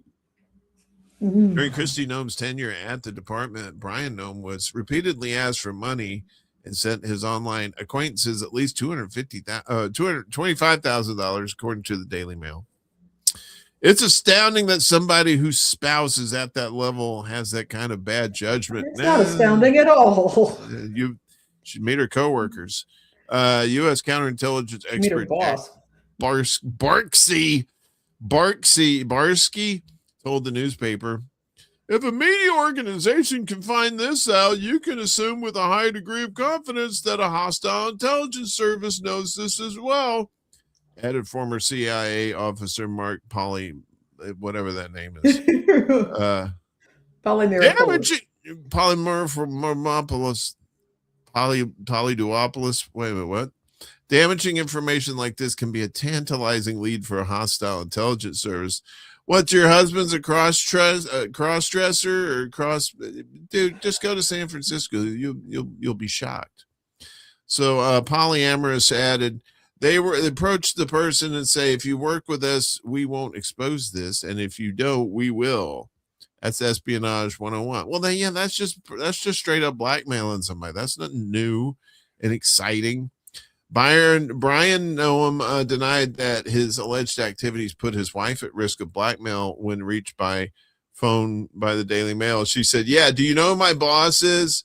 Are you serious? Do you think that? All right, anyway, so we get the gist of this. Look, here's the thing. I mean, if this had happened 10 years ago, maybe, first of all, I think that the risk of blackmail is really low. The whole situation is comical. Yeah.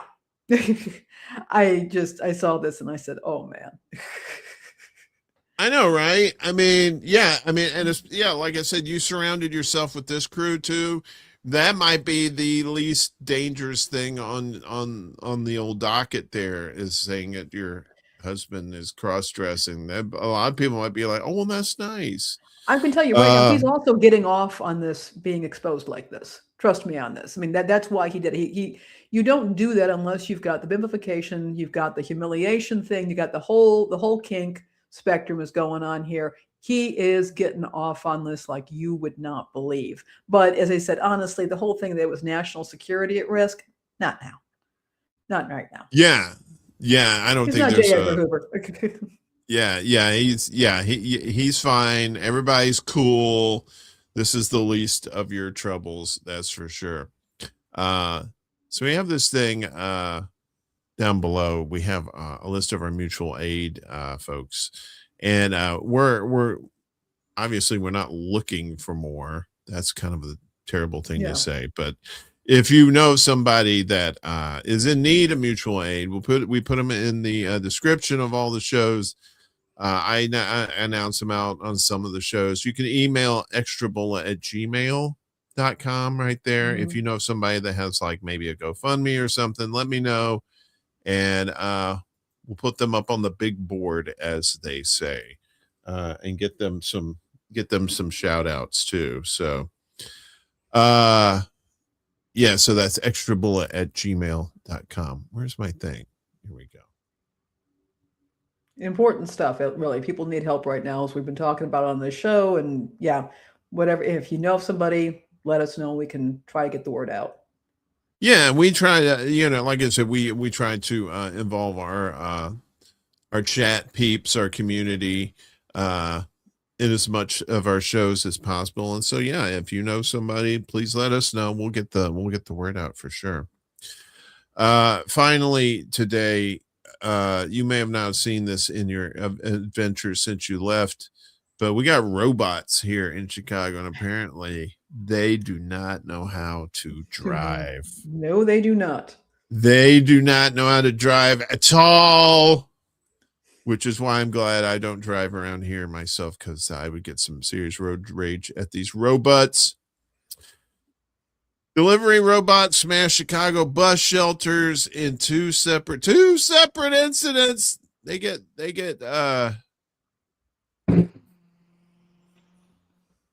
there's our little friend right there. Oh my, why in the name of, basically get the gist of that. That's some death and destruction right there. Well, it's not death, but one reason I'm not crazy about the driverless cars either. No, right? See that? He's got little eyeballs too to make him look cute, but you know what? Crushing glass is not cute. No, it's not. It's dangerous. Little violence wrecker right there. 2 delivery robots crashed into 2 bus shelters in Chicago within a matter of days, and one of the incidents was caught on camera. The first crash occurred Sunday when a delivery robot owned by Serve Robotics crashed into a Chicago Transit Authority Grand and Racine bus shelter, shattering the glass. Boy, I do not like that stop.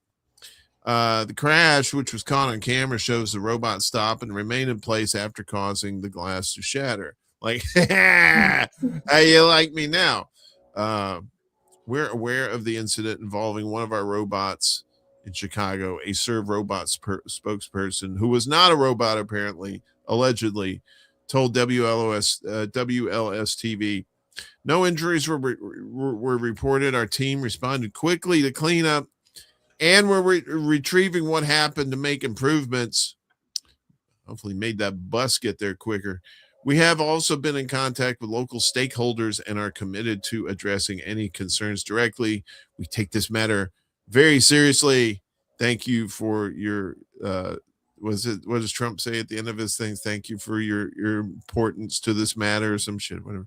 The second crash occurred Tuesday involving a robot owned by Coco Robotics. Coco, shattering the glass at a bus shelter near North Avenue and Halsted Street.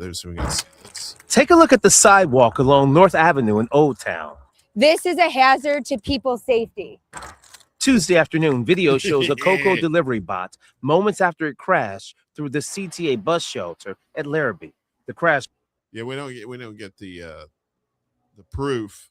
He was quick to cover his tracks. So Carl Hansen, Coco's vice president, head of government relations, said the company would be taking care of any costs for repairing the shelter. We're aware of an incident today in Chicago involving our robot. This is something we take seriously and is well outside the norm of our operations, he said in a statement provided to CBS Chicago. A petition to end Chicago's delivery robot pilot program started by Chicagoan Josh Robertson has gathered more than 3,700 signatures, including robot ones. The program is scheduled to conclude May of next year, but by then it may be too late. It may be too late. What will our robot delivery masters have in store for us until then, Lainey? I think this is actually a plot against public transit. You think people just hop on top of the delivery things and say, screw it, just take me where I need to go, and it does it? No, the idea is that they're not going to want to stand there and not going to want to use public transit because a robot might come up and smash the whole thing to pieces. I'm joking. Yeah. It could be. Now they could be using the robots to get their frustrations out, but they can't smash a one of those things. That would be against the law. But if the little robot dude does it, that's all good in the hood. Light it up there, little R2D2. You go ahead and get your rage on. That's what I would say. I'd be like, it's the robot, you're ossifer, not me.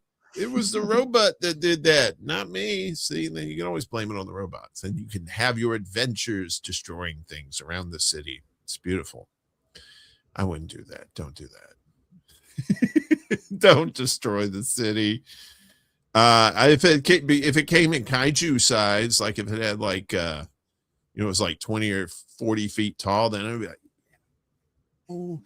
But then if you see that rolling around the streets, that'd probably scare you too, wouldn't it? Just its very presence. I don't know. Yeah, it makes me a little nervous.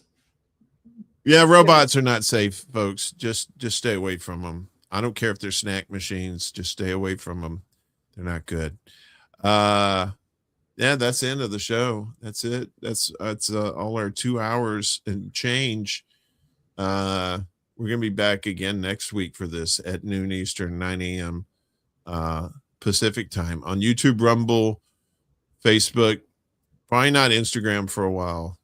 Yeah, Instagram has changed the thing. You have to have 1,000 subscribers or followers on Instagram, and my account only has 940. If you're at all interested, do check out Peterson Laney. I'll put that in the chat. And that's not just it's not a ploy to get extra. No, it really isn't. Subscribers. What it is though is that the Instagram, people didn't watch so much on Instagram, but it did let people know that it was on. Then people would come back over to YouTube or Rumble or Facebook and then tune it in.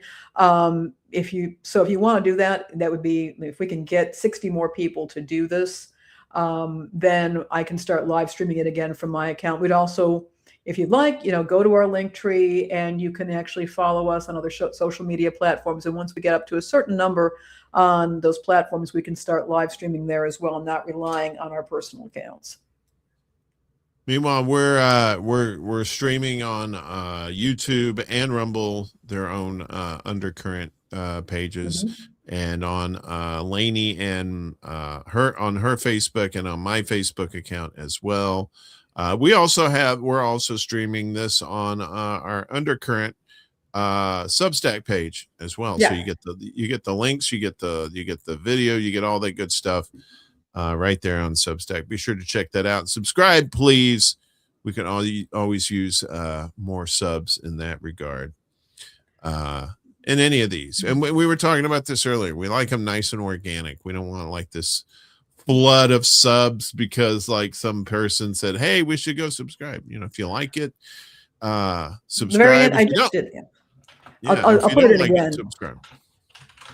I'm putting it. I put it in before, and I'll put it. That's the Instagram, and if you keep in mind, my last name is spelled with an S-E-N, so there it is. But yeah, if you can do that, it would be really, it would help us out just to notify people to come and tune in. We really appreciate it.